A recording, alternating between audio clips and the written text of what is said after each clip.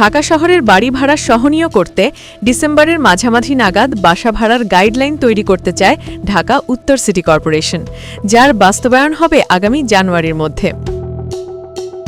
তবে বাড়িওয়ালা ভাড়াটিয়াদের মধ্যে যুগ যুগ ধরে চলা বিবাদ এতে কতটা লাঘব হবে তা নিয়ে রয়েছে সংশয়।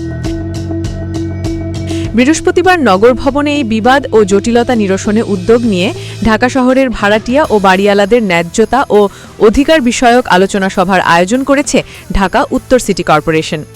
সভায় বাড়িওয়ালারা ভাড়াটিয়াদের সাথে রাজার মতো আচরণ করেন এমন অভিযোগ জানিয়েছেন ভাড়াটিয়ারা।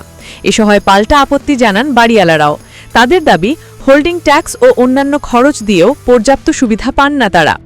বৈঠকে ঢাকা উত্তরের প্রশাসক আরও বলেন, ভাড়াটিয়া ও বাড়িওয়ালাদের মধ্যে এগ্রিমেন্টের একটি দলিলের ফরম্যাট ওয়েবসাইটে দিয়ে দিব। রেসিডেন্সিয়াল এলাকায় কমার্শিয়াল কার্যক্রম